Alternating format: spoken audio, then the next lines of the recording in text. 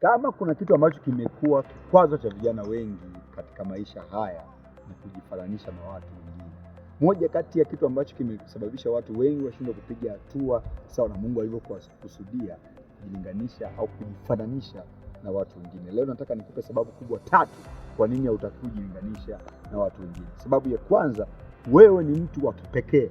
Wewe ni mtu ambaye haufanani na mtu mwingine yoyote. Hata kama umezaliwa pacha kwenye familia yenu, lakini uone kwamba wewe ni mtu wa kipekee. Na ndio maana fingerprint zako ni unique kwa namna ambayo hazifanani na mtu mwingine yoyote. Na ndio maana unakuta hata kwenye simu yako kama inatumia fingerprint, wewe ukiset fingerprint hawezi mtu mwingine yoyote kuweza kufungua kwenye fingerprint yako. Kwa hiyo sababu ya kwanza kwa nini utakijilinganisha na watu wengine ni kwamba wewe ni mtu wa kipekee, kwa utakijilinganisha na watu wengine. Sababu ya pili kwa nini utakijilinganisha na watu wengine ni kwamba majira ya kwako na majira ya watu wengine yanatofautiana kwa sehemu kubwa. Kwa sababu kila mtu duniani ni wa kipekee, na kutokana na upekee huo pia majira yake na majira yako vina tofauti kubwa.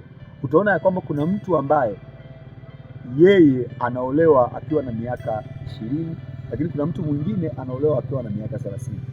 Unakuta wote wanaolewa lakini muda wao kuolewa ni vitu tofauti.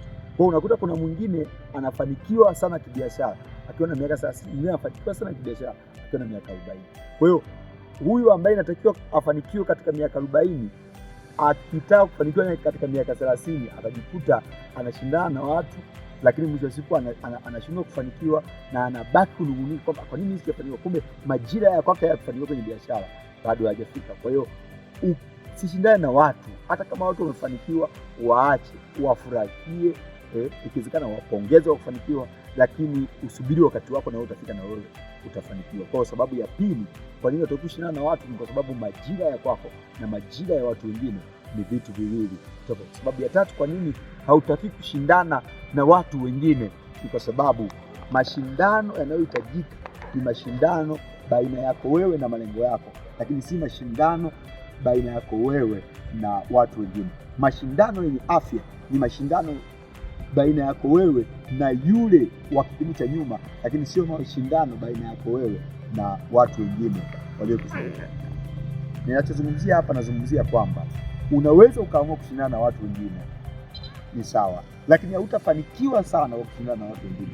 Badala yake utafanikiwa sana ukiamua kushindana na wewe mwenyewe, kwa maana ya kwamba uwe unashindana na nyuma yako. Yaani wewe ujiangalie kwamba mwaka uliopita nilikuwa naingiza pesa kiasi gani, mwaka huu sasa natakiwa ni pambane zaidi ili niingize pesa zaidi ya nilizoingiza mwaka uliopita, au miaka 5 iliyopita nilikuwa na kiwango cha maisha. Miaka 5 inayokuja nataka niwe na maisha mazuri zaidi kuliko maisha ambayo nimeishi katika miaka 5 iliyopita.